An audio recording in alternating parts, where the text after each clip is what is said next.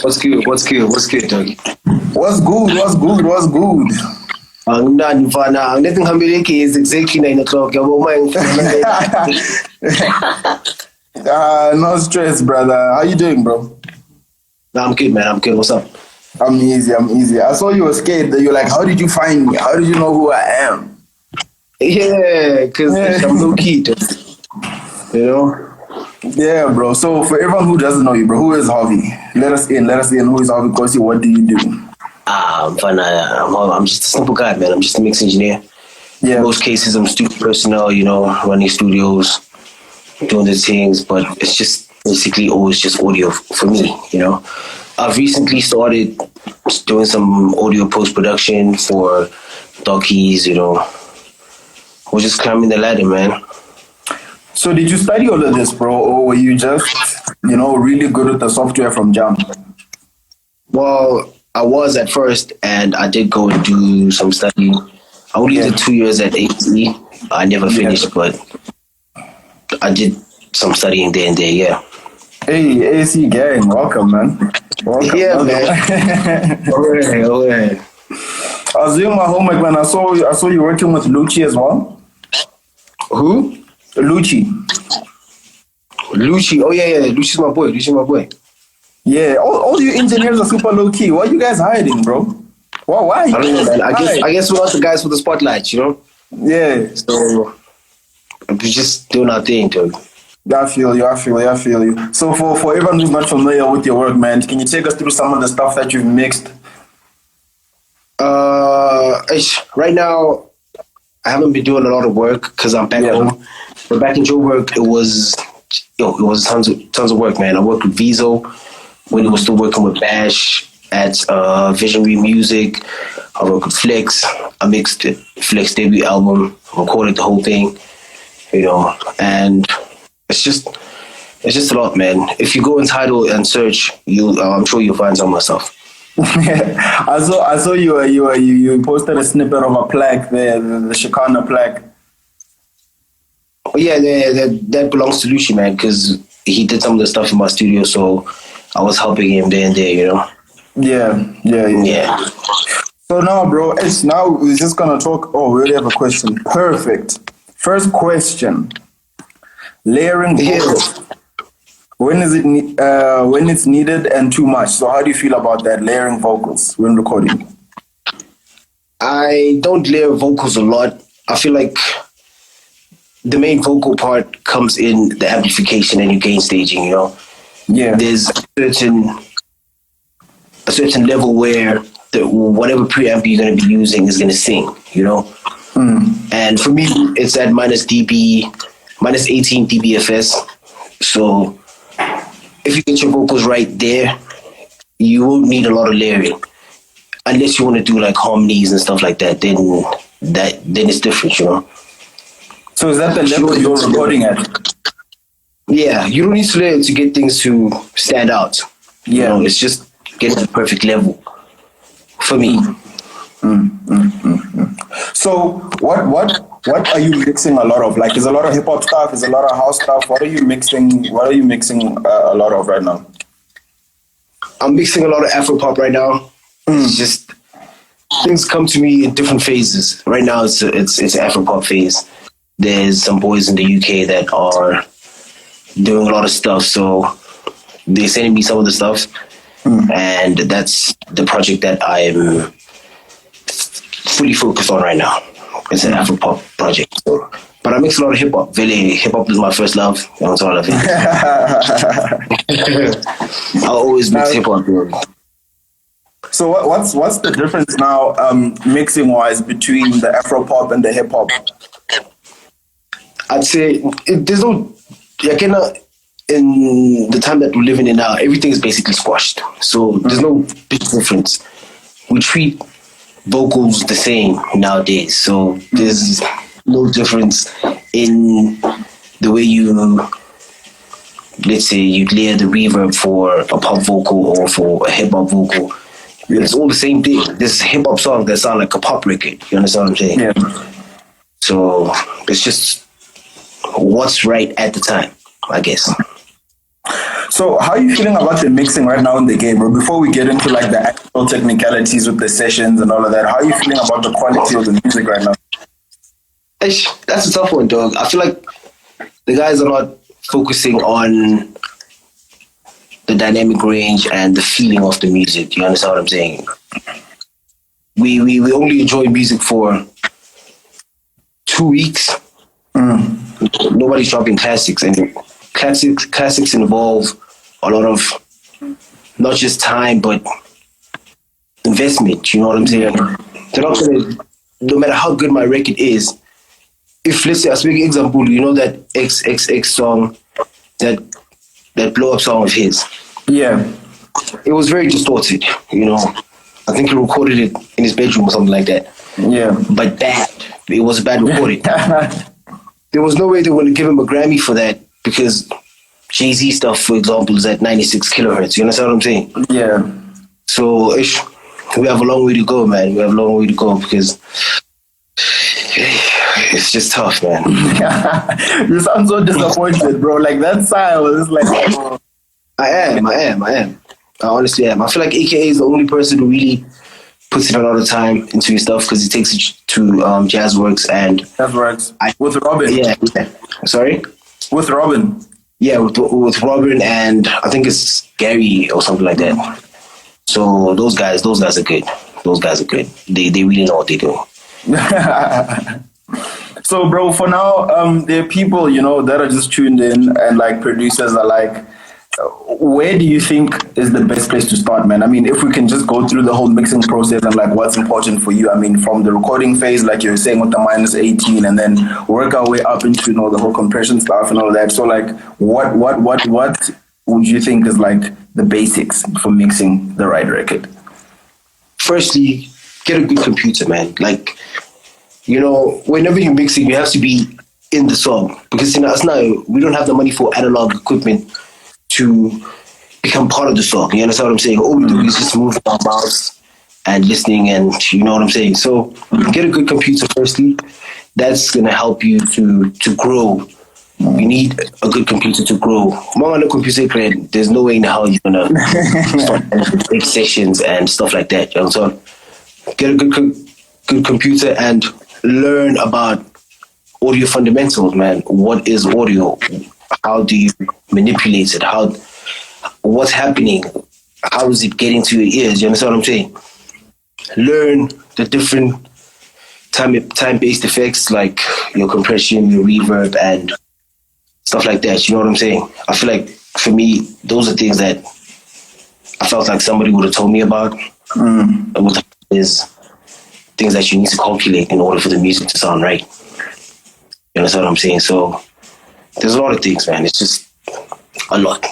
I see you're very guarded, bro. You're not giving away sauce, but it's fine. I'll let you get cozy before you give away the sauce. Here's another question. Frequently used plugins in the vocal chain. Okay. I'm not gonna give away the chain. I'm gonna give away the chain. This guy, bro. What I always do is my vocals first. Because I feel like most projects that I mix are budget stuff, you know what I'm saying? So they use budget microphones, and budget microphones are known to have a boost from 10K and above. So the vocals come in very bright and very sibilant and very brittle in the high end, you know what I'm saying? So before that goes into the compressor, I will make sure I tame the high end, you know what I'm saying?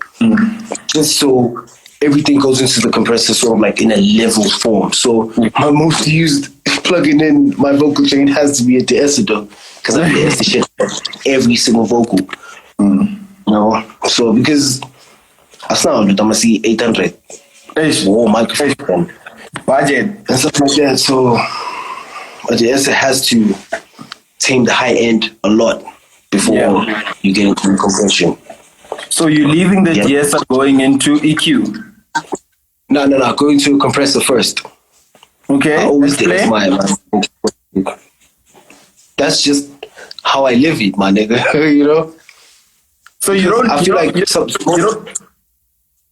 I think about it like this. Most compressors, whenever they start compressing the signal, they also compress the low end a little bit, so that becomes big and boomy. You know what I'm saying? So if I EQ first, then compress, it kind of doesn't make sense. So I'd rather compress first, then fix whatever the compressor did wrong, if I can say it like that. You know what I'm saying? You know what I'm saying? Yeah, I think that's the best way to put it. Okay, so you're running the DS into the compressor to control the signal, and then EQing instead of EQing before the compressor. Yeah. I say I compress after because I kind of use the compressor to also give me a sort of tone and feeling, if that makes sense. You know, compressing body but I love compression, dog. You know, it's the only thing I really appreciate in audio, man. I think like it's compression. You know. All right. So, let's finish off the chain now. You don't have to give us the plugins. You are just running through the chain now. Okay. DS, comp, and then EQ. Yeah. Right? Yeah, sorry? Okay, you're running DS, compress, and then EQ. And then after the EQ? Probably some saturation. Yeah. Just to give it some color, you know? And that's basically my chain. All right. Good time. There you have it. And it's very effective. Yeah. So when you start using saturation, because I mean, there's not a lot of gents that are on the saturation wave right now. Yo, dog, for the longest time. You guys who have the source, I don't want to explain. 5 years. Let's say 5 years, because saturation about really getting fit. When I started really getting to know with the engineering and what it entails, I really. Then when you started looking at emulations and stuff like that, though, like you see late 70s, I asked myself, why specifically that? And then I did my research. You know, this is how FET compressors affect the signal. They're very aggressive. The one isn't as young. All right. I feel you, bro. I feel you. Do you have another one here? Reverb or delay first? Reverb first, because singers always want to, like, even when I'm having a session with anyone, nobody wants to hear their vocal without reverb. So reverb is just always within the session. It's just always there. You know, so the delay will come after. Only if we need it. Sometimes I just slap my stuff, you know. Yeah, it just drowns everything out. Yeah. Favorite reverb? And don't forget to EQ your reverb too, because reverb adds a lot of mud, especially in the 200 area. EQ everything out of there until like 600 or something like that. Yeah, and you should. You guys are getting free tips here, bro. Anyway, favorite reverb. Which reverb do I like to use? Yeah. I use Lexicon chamber, Lexicon plate. I've heard, even like with my own research, a lot of engineers love that Lexicon. Is it just the sound that you guys get from it? I don't know. I just like it. So I really just like it. Out of all the other reverbs you've used, that's the one that you're messing with? Yeah. Hard. It's okay. It's also just like it's all my template. Yeah. Kwena, last question from Kwena. He wants to know top 3 go-to plugins and why. I like. This is like asking me my favorite song. I like the Fairchild 670 from UAD. Yeah, that's a very nice component. Time constant on 1 is very snappy, especially on my drum bus. You know what I'm saying? It also has like a lat-vert feature. It's actually like an MS mode where I can compress the sides, and that makes certain depth in the mix, you know. And not a lot of compressors can do that. So I appreciate it for those mainly. What I'm saying, yeah. And number 2, Pro Q3, yeah. It has like that masking feature where.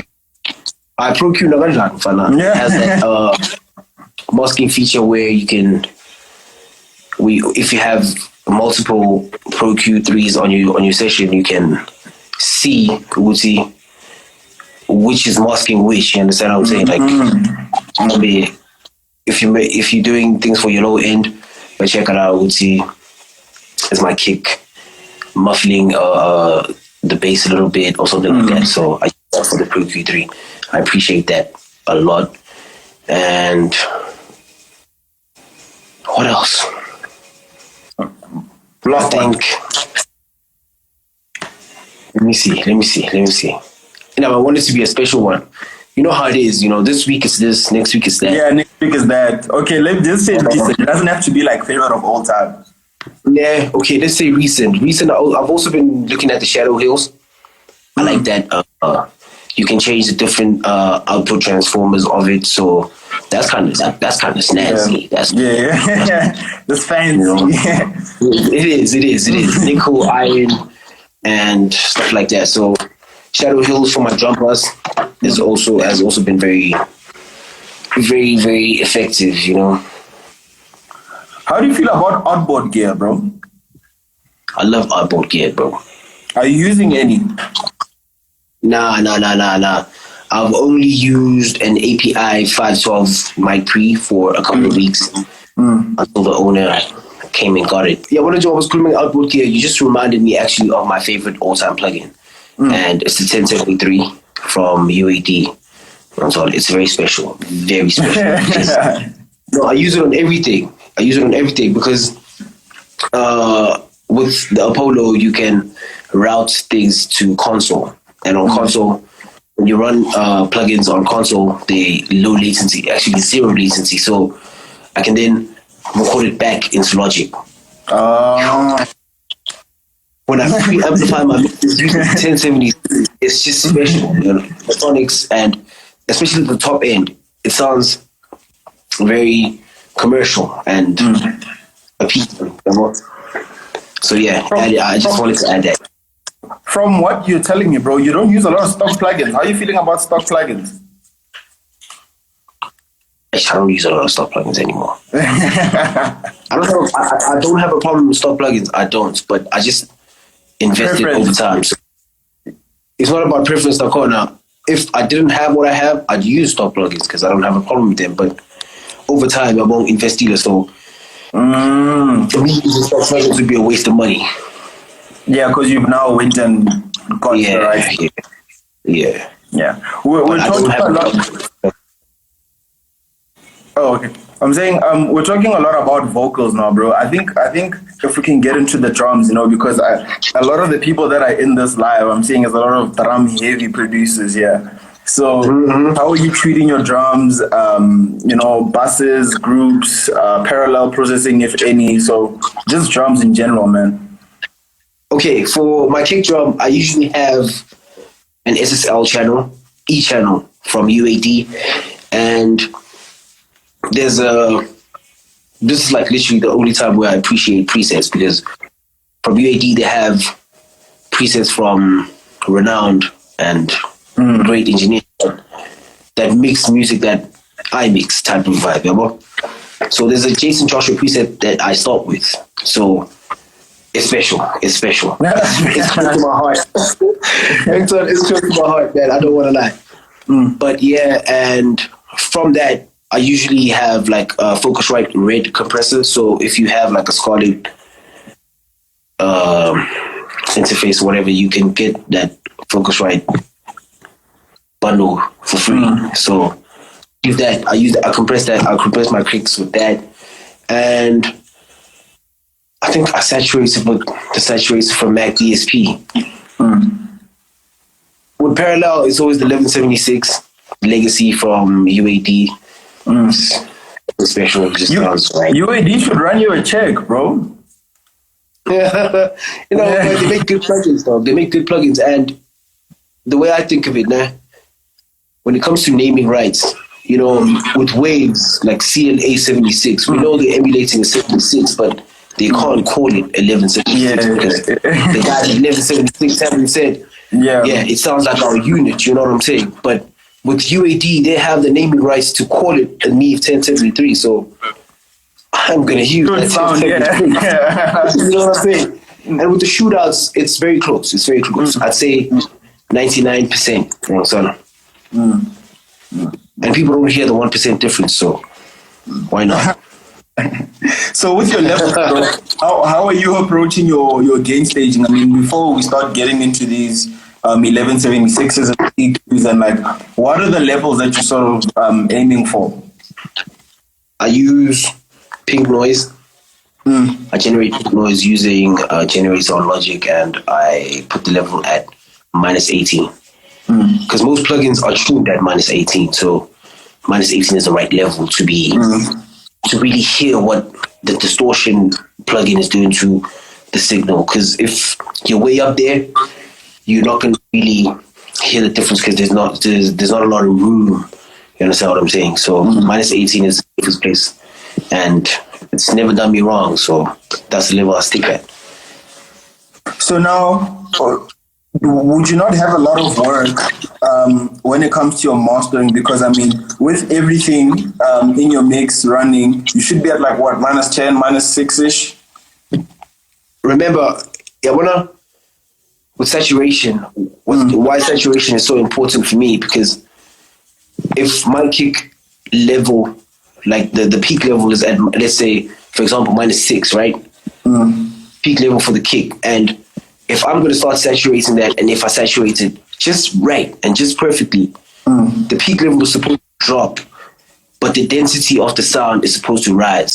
You understand what I'm saying? So that way, I get dense mixes, I get things that sound closer together and that play as a team, that cohesion we're looking for. I get it before I go to the compressor in my mix bus or my tube bus or whatever. You know, so, yeah. So you're not like saturation is what makes sense. Sorry? You're not really using transient shapers and all of that, because it sounds like you're a big fan of the saturation. Saturation is an A1. Because that's the only way you're gonna drop the peak level but increase the density of the sound. Yeah, the sound. The crest factor is gonna drop. You know, so, and when the crest factor drops, that's where you start really hearing things closer together. You understand what I'm saying? But the thumb, the punch is still there. You understand? The punch is still there. It's present, and that roundness, my nigga. You know what I'm saying? And I understand, Uti, when you have analog and outboard gear, when you start pushing it over the ceiling, it will start rounding off the transients a certain way. But musically, that's what I'm saying. So that's what we're chasing, that musical, in your face type of punch. So are you like approaching your more melodic elements like your keys and your pads and your synths with the same processing, or is that different? It's different sometimes, because with pads and stuff like that, I think of it as the players at the back. You know, they'll be wider and bringing up levels in the sides. I always have my fixed mono, so my sides are always empty. That's where I need. And, you know, a lot of things in my mixes, everything is happening almost like in the middle. The effects are in the middle, the kick is in the middle, the snare is in the middle, the clap is in the middle. Things you have on the side is like some effects made. Yeah, your hi-hats and your pads, your strings, whatever. Nah, that makes sense. That's Young Guru. Hey, that's the GOAT, bro. You can't stop that guy. Yeah, that's why I have my effects in mono, because Young Guru has his effects in mono. You guys must try that. If your reverb is in stereo, it's just all over the place. You know what I'm saying? Views on Ozone. Ozone is dope. Ozone is dope, man. But I don't use a lot of ozone.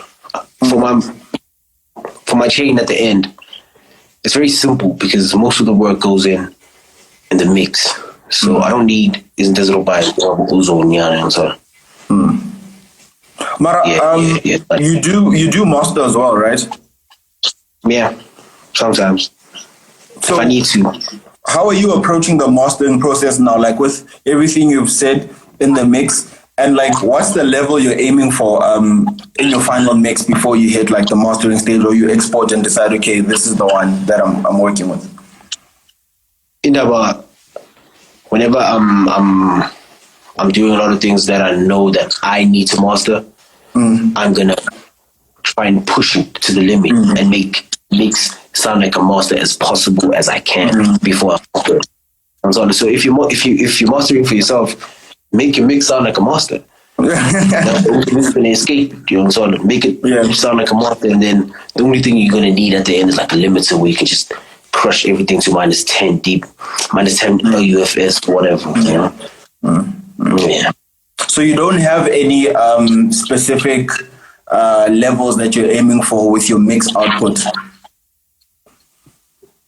Nah, not per se. I mean, all I'm looking for in my mixes is togetherness. You know, so cohesion. Everybody plays as a team. You know, so as soon as I achieve that, no resonant peaks, no element of surprise, man. I just want everything to just ride. You know, that's just my go-to whenever I'm mixing. Even when I'm EQing a vocal, I just listen for peaks and things that just don't sound right. You understand what I'm saying? And I just cut that. So what are you referencing on, bro? Are you on monitors? Are you on headphones? Are you using multiple devices? As like when I'm done. No, even during the mix or even when you're done as well. Nah, when I mix, I don't reference though. I never reference. Like referencing for me, it feels like somebody's telling me what to do. You understand what I'm saying? Like, this is what's right, Harvey. Do it like this. If your mix doesn't sound like this, then it's dope. What? Who are you? So try and make things feel right at the time. You know what I'm saying? Because I have sorry. Let me just add on. Yeah, continue.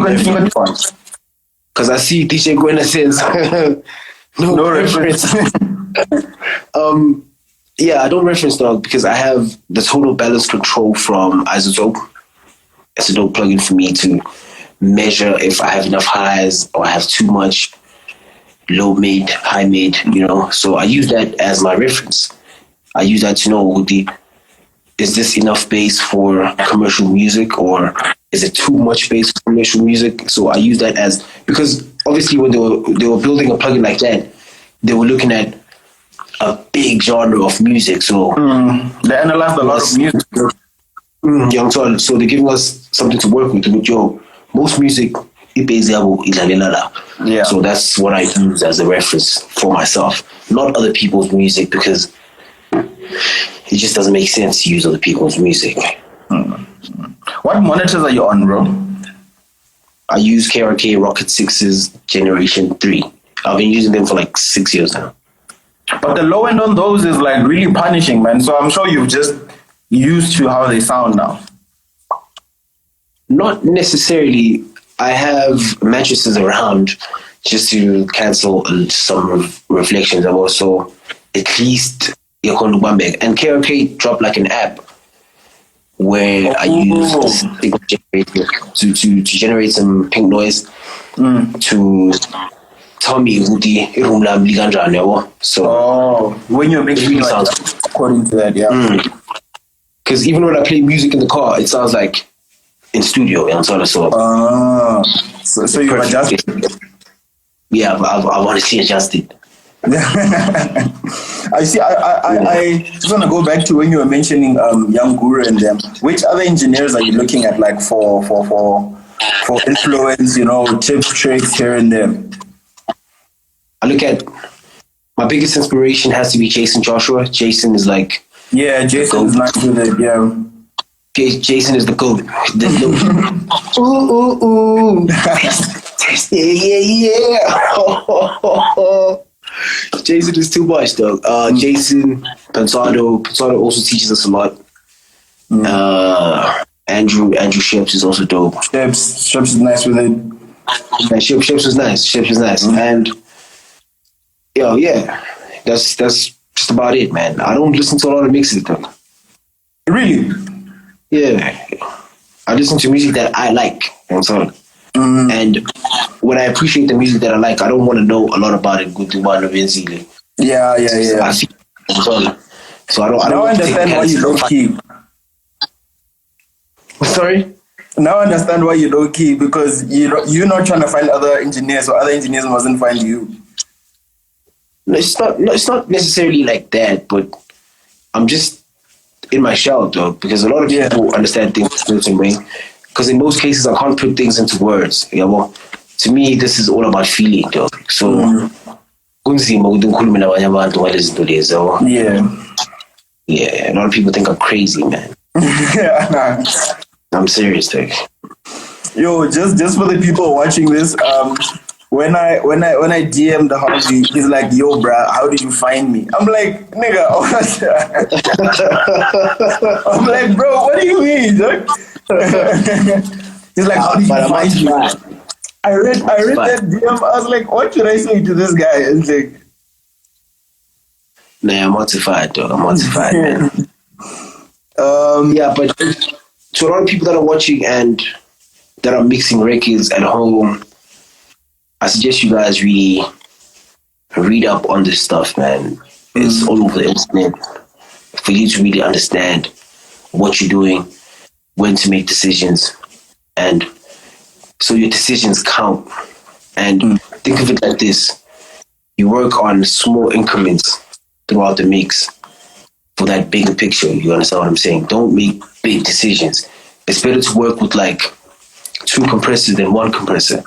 Because if you squash one compressor 6 decibels, split it into 2 compressors and 3 each. You understand what I'm saying? It will start more open because less work is being done. Yeah, well, the compressor's not like doing that.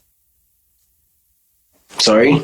Because the compressor's not doing as much, like back with your point now, having 2 separate stuff. Are you like following any local engineers?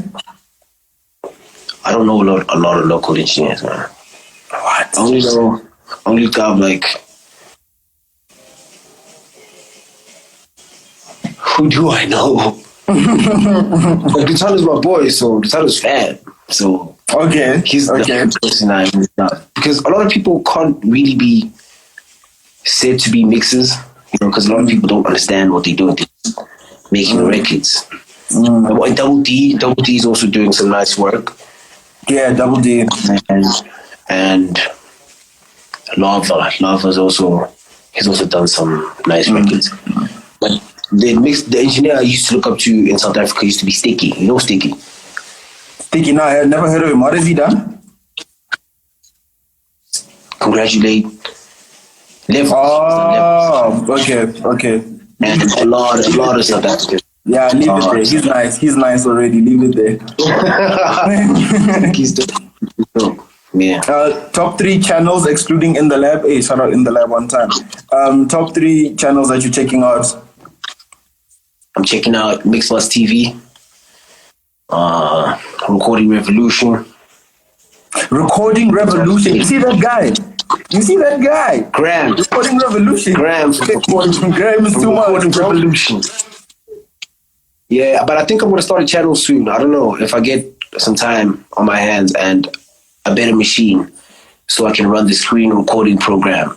I might just start a channel so people can really dig deep into it. So I don't need to give away the chain. The chain will be right there. It'll be right there, yeah. Bring that content this way, bro. That's the point of In The Lab. Bring that content this way. Let's talk.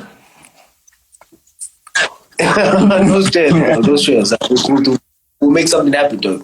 Because when I speak to a lot of my friends in music, they're in the dark too, you know what I'm saying? So if my friends close to me are in the dark, then people out there might just be in the dark too, you know? I know, man. Thank you so much for your time, bro. I know when we spoke just before the interview, we were saying 20-30 minutes. We just clocked 40 minutes now. No stress. But me, I'm chilling, dog. I'm sure I'm not getting so there's really nothing for me to do right now. And so it's cool. And so But you must holler, man. Thank you so much for your time. Away. No stress, dude. Mr. Harvey, thanks so much. Everyone who's watching this, the video will be on YouTube just afterwards. Yeah, bro. Peace. Peace, my man. Hola.